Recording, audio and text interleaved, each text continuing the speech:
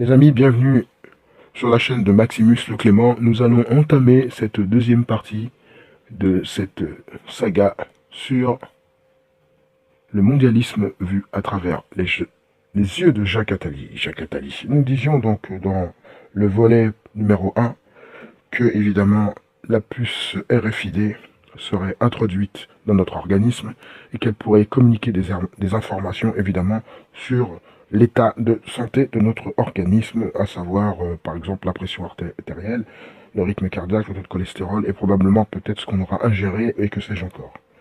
Donc, vivant dans l'insécurité et de façon chaotique, nous serons donc dépendants des compagnies d'assurance pour notre protection. Ces entreprises feront en sorte que leurs propres clients, c'est-à-dire nous, si on a la chance de pouvoir contracter avec elles pour notre protection, se conformeront aux normes afin évidemment de minimiser les risques. Qu'est-ce que ça veut dire? Elles en arriveront progressivement à dicter évidemment leurs critères pour pouvoir prétendre à contracter avec elles. Elles diront comment manger, ce qu'il faut savoir, comment conduire, se protéger.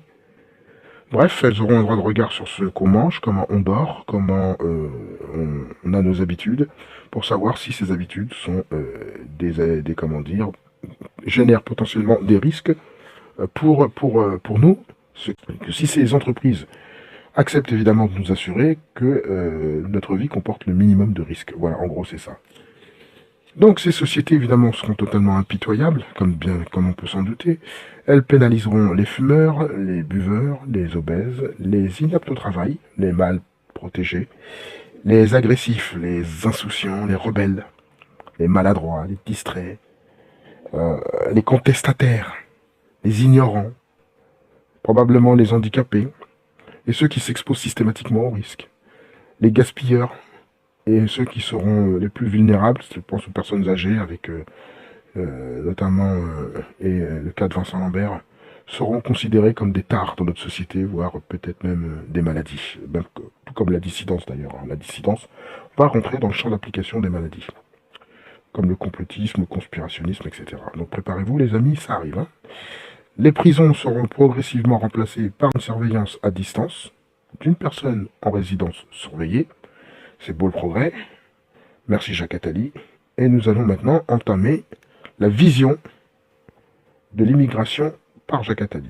Donc les flux migratoires s'étendront et submergeront les États-nations. La Grande-Bretagne va devenir un pays d'accueil majeur, en particulier pour les citoyens des pays d'Europe centrale. Ces derniers accueilleront à leur tour des travailleurs venus de l'Europe de l'Est, eux-mêmes remplacés par une vaste main-d'œuvre asiatique. Les pays résistants apprendront qu'un flux de population est la condition de leur survie. On l'a vu avec le pacte de Marrakech, hein, n'est-ce pas? Même si majoritairement les Français y étaient opposés, ce pacte a quand même été ratifié, hein, le 11 décembre, il me semble bien. Si mes souvenirs sont bons. Donc, dans un passage assez sinistre d'ailleurs, Attali parle de horde en provenance du tiers-monde qui submergera l'Europe de l'Ouest. Donc on sait que ces gens-là travailleraient réellement à l'élaboration du chaos. Hein. C'est écrit noir sur blanc. Hein. Là, on voit encore une preuve. Des masses de plus en plus nombreuses viendront se précipiter aux portes de l'Occident. D'ailleurs, ils sont déjà des centaines de milliers à déferler chaque mois. Hein. Ce chiffre, de toute façon, passera à plusieurs millions dans les années à venir, et puis à des dizaines de millions plus tard. Les États-Unis seront la destination la plus prisée. En 20 ans, les populations hispaniques et afro-américaines seront près de constituer une majorité aux États-Unis. D'ailleurs, c'est déjà le cas dans certains États, hein, d'ailleurs. Hein. Le nomadisme va devenir la norme à l'Ouest. De plus en plus de gens quitteront un pays pour s'installer dans un autre. Il n'y aura bientôt plus que 10 millions d'entre eux qui penseront à changer de pays chaque année. Hein. Donc c'est pas beaucoup. Hein. Si la majorité des gens, selon Jacques Attali, rêvera, si je puis dire, de changer de pays et que seuls 10 millions seront sédentaires, je trouve que c'est quand même, sur l'ensemble de l'humanité, ça fait une très très grosse transhumance. Hein. Alors, que dit Jacques Attali? Il dit bien que la principale motivation sera l'argent, mais plus que ça sera le pouvoir absolu. Car beaucoup d'immigrés, gens quitteront des pays pour essayer de gagner toujours plus d'argent. Et que Bien sûr, ils ne voudront plus dépendre d'un pays dont ils rejettent le régime fiscal, la législation et même la culture. Donc ils savent très bien ce qu'ils font. Et aussi, afin de disparaître complètement, de vivre une autre vie, le monde sera donc de plus en plus rempli de gens qui seront devenus anonymes de leur propre gré, c'est-à-dire qu'ils ne connaîtront pas leurs origines. C'est selon comment dire, le prisme d'Atali, c'est plutôt comme ça qu'il faut l'interpréter. Voilà. Et ces choses se feront de leur propre gré. Ce sera comme un carnaval où tout le monde sera animé d'une volonté de liberté ultime.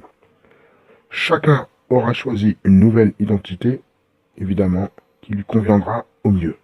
Donc l'avenir des États-Unis, évidemment, et du monde s'annonce bien sombre, principalement en première ligne. Nous avons donc l'Europe.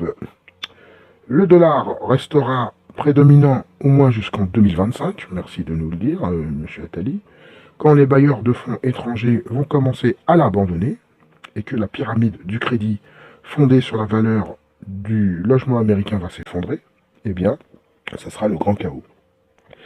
Donc ces gens-là, en fait, sont ni plus ni moins en train de planifier les futures crises de demain. Ils savent très bien ce qu'ils font. Ils nous emmènent volontairement dans le chaos.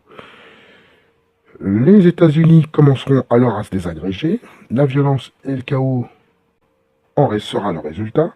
Attali déclare: ce ne sera pas l'Afrique de demain qui ressemblera un jour à l'Ouest d'aujourd'hui, mais l'Occident tout entier qui pourra demain évoquer l'Afrique.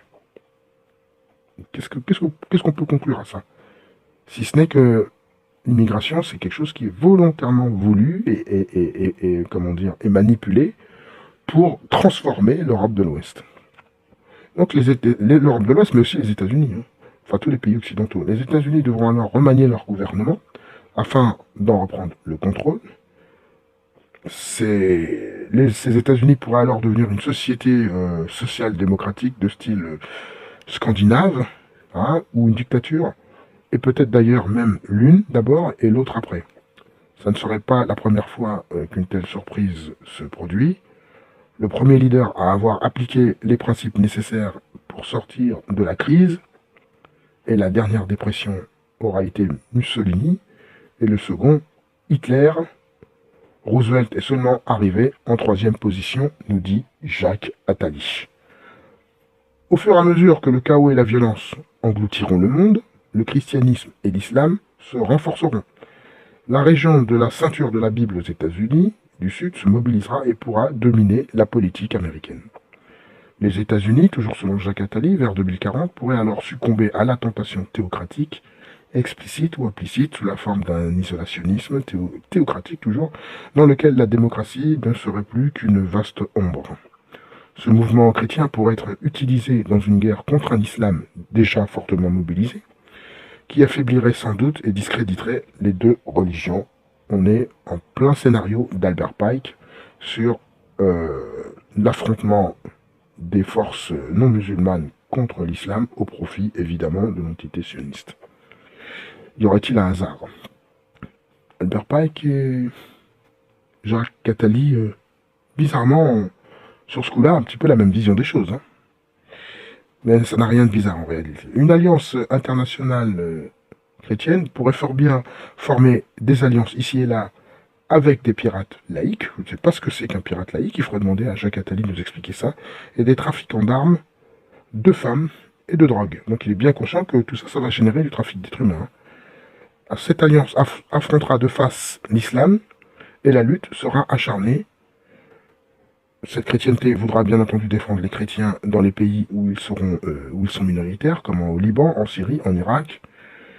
Et à la fin, évidemment, du siècle, les États-Unis se désintégreront et seront sous l'autorité d'un gouvernement mondial collectif. Voilà les présomptions de M. Jacques Attali. On peut quand même avouer que, très franchement, c'est plutôt effrayant, d'accord?